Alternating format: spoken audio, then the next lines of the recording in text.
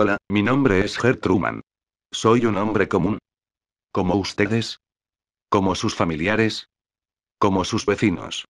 ¿O como el político que los gobierna? En fin, somos todos seres humanos, compartimos muchas características unos con otros. Desde físicas, fisiológicas, psicológicas y hasta actitudinales. De la que aquí hablaremos es de lo fácil que se nos puede manipular, idiotizar, alienar.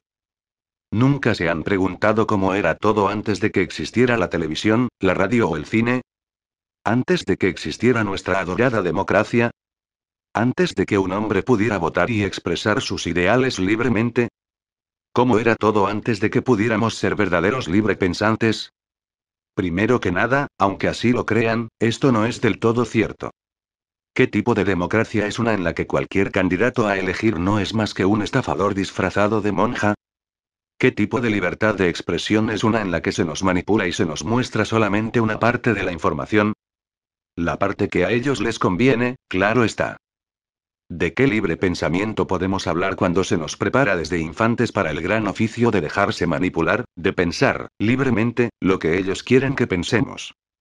La verdad es que esta realidad no cambió mucho.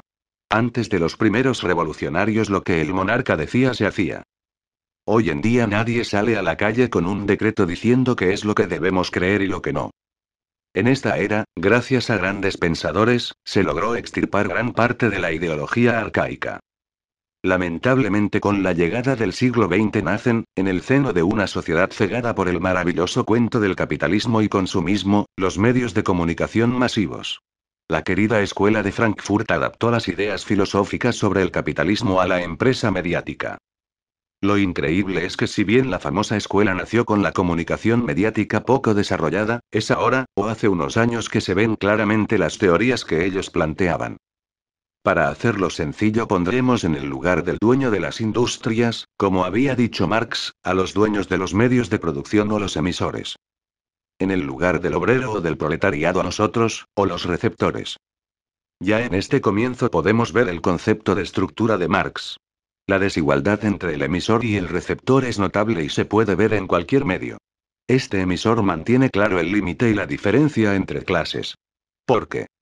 ¿A quién le creemos si en el pronóstico de hoy nos dicen que va a haber una lluvia de meteoritos? A ellos. A los de la tele. Esto nos dice de una manera muy implícita que, además de la diferencia de clase, ellos tienen el poder de la verdad. Una vez identificado este concepto salta por sí solo, como si no pudiera ser más obvio la superestructura. Otro concepto particular de este análisis marxista. La superestructura es la idea por la cual el emisor mantiene esta estructura en pie. Pero, ¿cómo siendo esto tan obvio el receptor no se revela, no se pone en contra de esta manipulación? Bueno, esto da lugar a algo llamado, por Marx, alienación. La alienación es el estado en el que entra el obrero, un estado en el que no puede pelear por sus derechos y su libre pensamiento. En la visión de Marx la alienación era en los trabajadores que por ejemplo no peleaban por sus derechos y una mejor condición laboral por miedo a perder el trabajo. En lo que sería la aplicación a los medios la alienación refiere a cómo la gente se adhiere y se transporta a una realidad virtual, y no a la verdadera. Es decir, que el receptor confía más en lo que sucede y lo que le dice la bonita caja con colores que a lo que puede ver en la vida real. Ejemplos hay de sobra. Una persona que volviendo del trabajo a su casa ve un choque en la mano contraria al llegar lo primero que va a hacer es prender el televisor y buscar en los canales de noticias locales alguna información sobre este accidente. ¿Qué es lo que ocurre acá? Inconscientemente esta persona está tratando de verificar si lo que vio es cierto. He ahí la alienación actual puesto que es sobre lo que vamos a hablar ahora. El ejemplo que dimos antes sobre alienación apunta a las noticias, no por nada. Las noticias son el producto más consumido de la televisión. El nuevo monarca mental. Hoy en día la empresa del canal de noticias está más bien apuntada a lo que me gusta llamar noticias express. La comida rápida de la información, como toda comida rápida es chatarra y no está orientada a alimentar el conocimiento sino a engordar la ignorancia masiva. Es el recurso más efectivo que utiliza la estructura mediática para reconvertir al cerebro humano en un microchip repetidor de eslóganes. En el sistema, solo una minoría elabora y nos prepara este manjar de comida chatarra sobre los acontecimientos que se suceden en el planeta. A nivel masivo, las noticias publicadas se sintetizan en títulos, frases y párrafos cortos que se resumen en sí mismos. Nacen y mueren a la misma velocidad de la lectura. No hay contexto, no hay historia, no hay relación ni causalidad entre acontecimiento y las noticias, como las imágenes, solo se fijan y quedan en la retina mientras las miramos, las leemos o las escuchamos. Para ellos este formato de consumo es perfecto. Dicen. La gente de hoy vive apurada, de acá para allá. No tienen tiempo de sentarse a leer una nota completa, es mejor si les damos toda la información en una sola oración.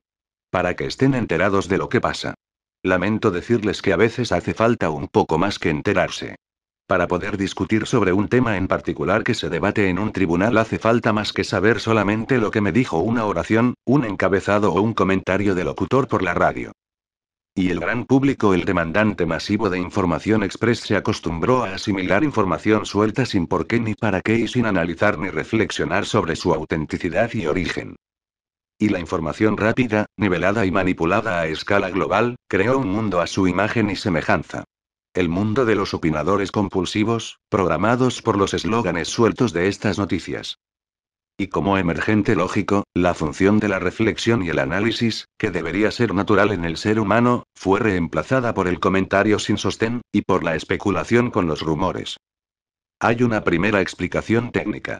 La función del periodismo del sistema no es promover el conocimiento o sea la comprensión razonada de la noticia, sino promover el debate sin reglas, la discusión irracional y esquizofrénica en base a los títulos difundidos como imágenes sueltas para producir atracción comercial.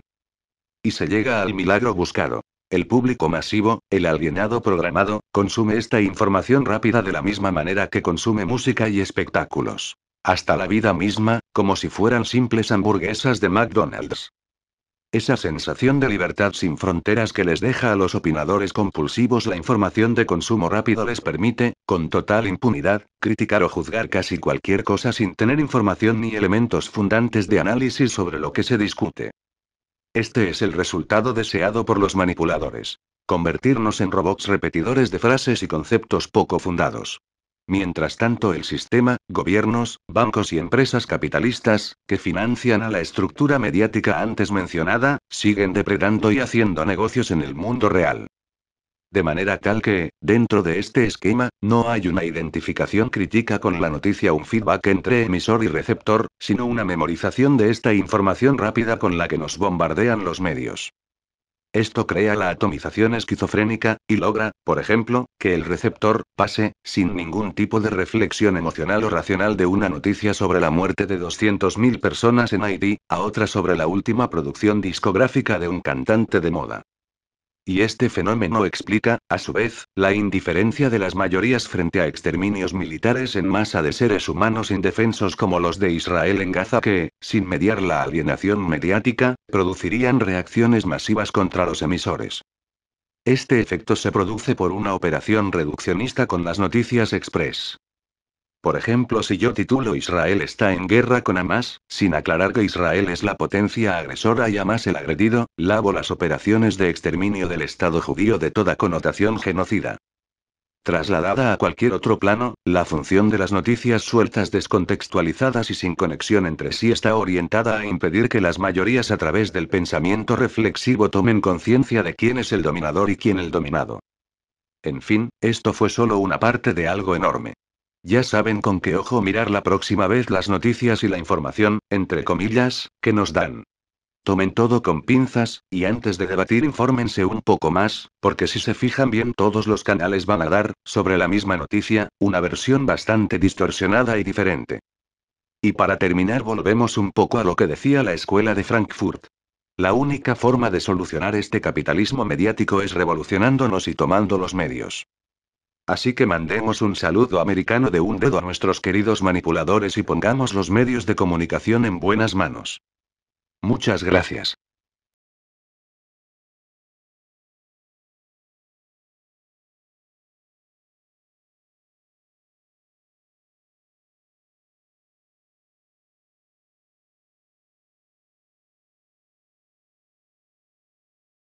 Agradezco que el equipo de producción me haya dejado robar tanta cámara y participar en este documental.